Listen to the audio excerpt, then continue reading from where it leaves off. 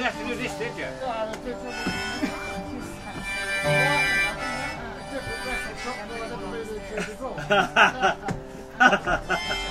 Like a novelty one, is it? Thanks, mate. Thanks for your help. There's a low ball underneath. And I had to move those LPs because they were in the way. They're temperatures. Right. We're moving stuff in a bit, yeah? Let me know.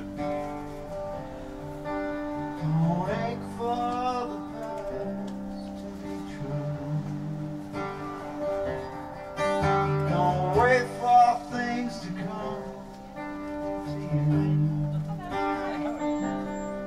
It's so easy to let things slip away. I've always been interested in music, and I suppose when I left, I worked on the council as a gardener for 4 or 5 years. The summers were great, but the winters were too cold. So I had to think of something to do, and I was doing discos quite a bit, and it just seemed a natural thing to try. I think there was second-hand record shops in London, but nothing around here, so I thought I'd just give it a go. And felt it 35 years later.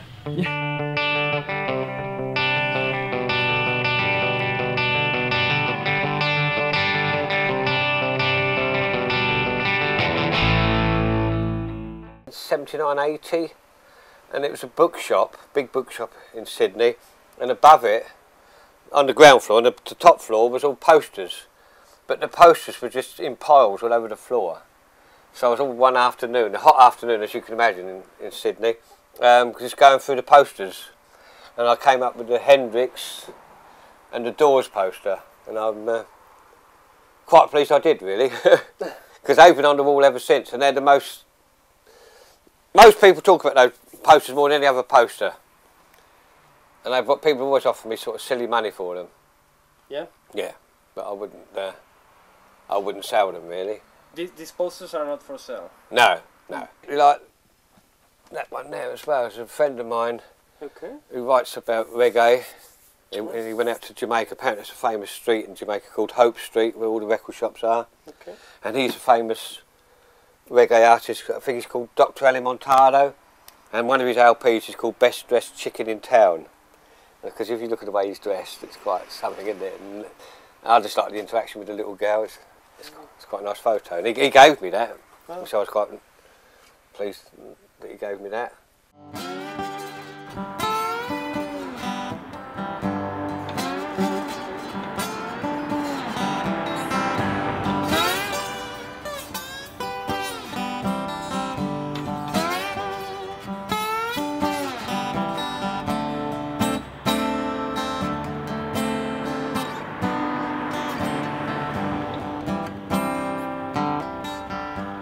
Somebody knew I went to that Glastonbury and made that up for me.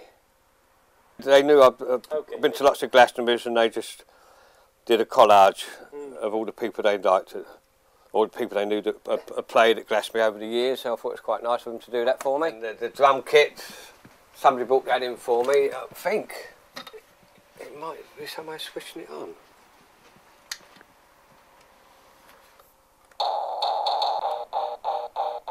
Somebody saw this and they thought of me straight away. You can do, or else I think some buttons where it does it itself, I think. No. Oh, it's all lighting up as well, isn't it? Finger drums. So they knew that would be the ideal present for me. Well, it's all part of the shop, isn't it? Yeah. The ones at the back, that's an old like 50s. One of the first portable. She's got the old batteries outside of it. I think it's one of the first battery mains. The other thing I like, which some people, even people my age, don't know what that does. See that bag there? Yeah. With the old sort of saxophone and guitar. That's a singles case. The singles would slide in. It's got a little polythene. Oh. So you slide them in. I mean, that's got to be 60s, isn't it? Just from the design.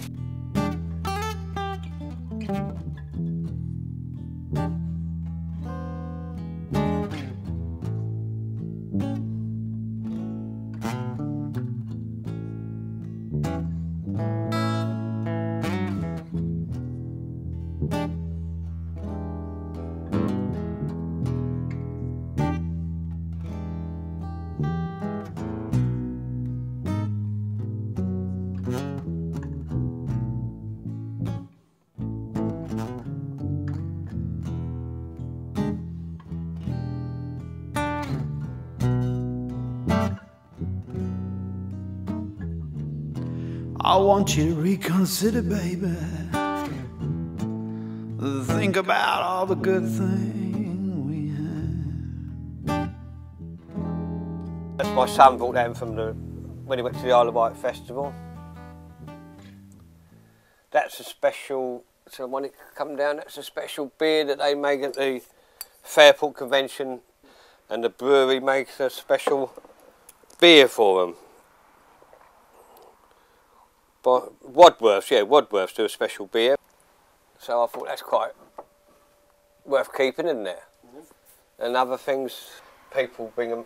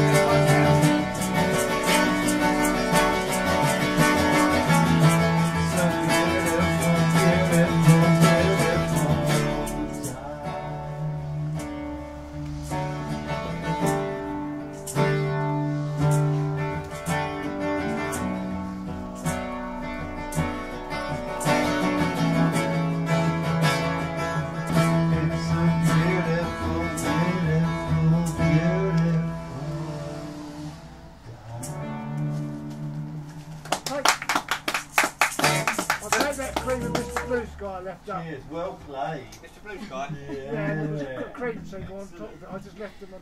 Yeah, a bit of percussion there. Like it, yeah. And then when the punk was about, they had all the punk bands played up there. Mm. The Stranglers, the Jam, people like that. Where did they play? Some was in the different. When I saw the Who, they played in Eliot College. Yeah, is Eliot College still there? Yeah, yeah. Yeah, and some of the others used to play in the sports hall. Which was not very good sounding there, as you can imagine. But yeah. First ever, my friend and I's first ever festival in 1968, and that Saturday evening, the DJ came on.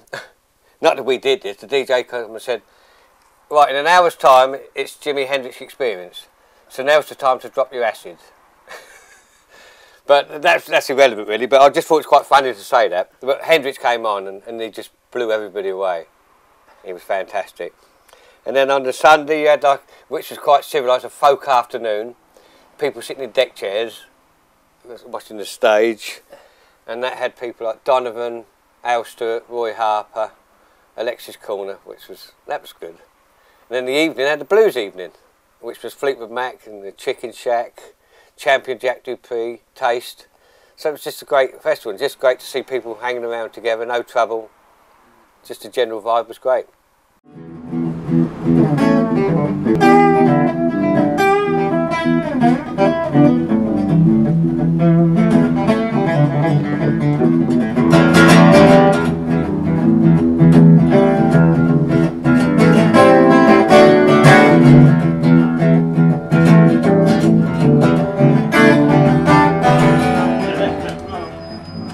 What did they put on the blues man's tombstone? I didn't wake up this morning, yeah.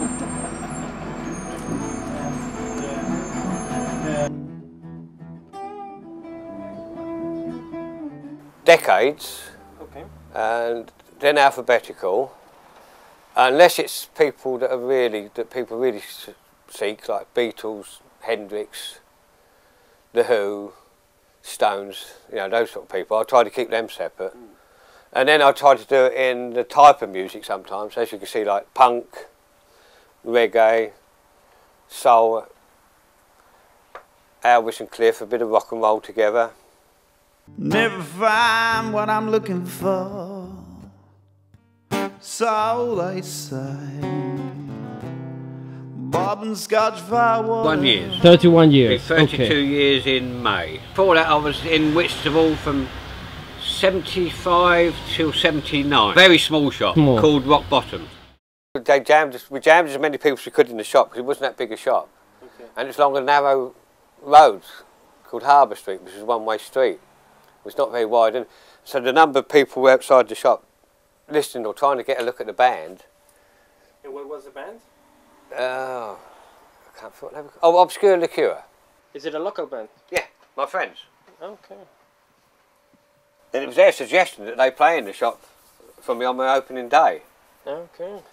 But the number of people outside the shop spilled out onto the road and they stopped the traffic. And I think in the end the police came along and had to tell the band to stop playing because... But that all added to the publicity, didn't it? As Stiff Records would say, no publicity is bad publicity. And it got in the front page of the local paper, and so it was a good way of telling people here's, because I was called Rock Bottom then, so here's Rock Bottom. So I didn't have to spend too much on advertising.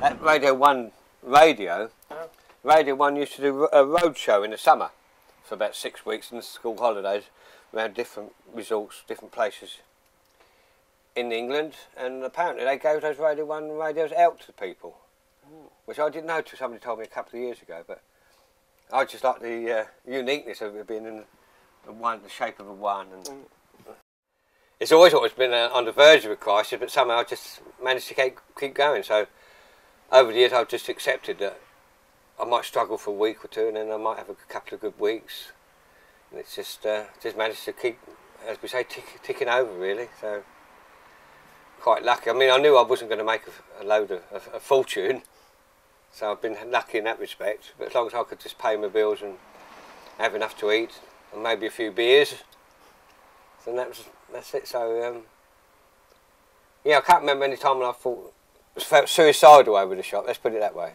Yeah.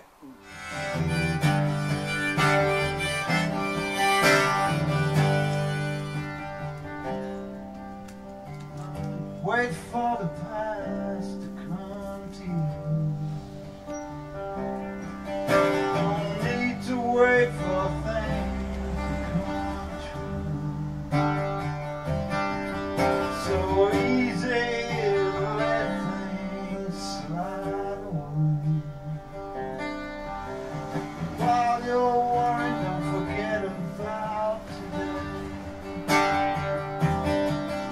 Don't worry about things when they come.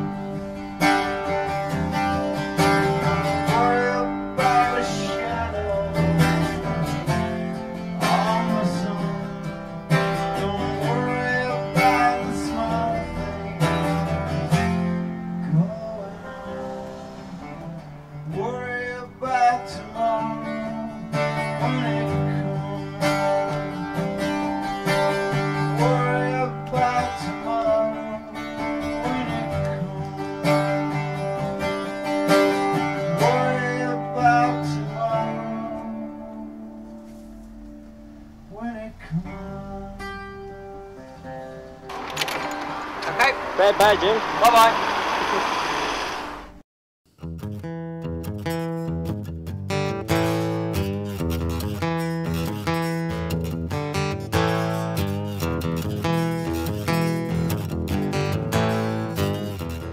They all want to shake my hand.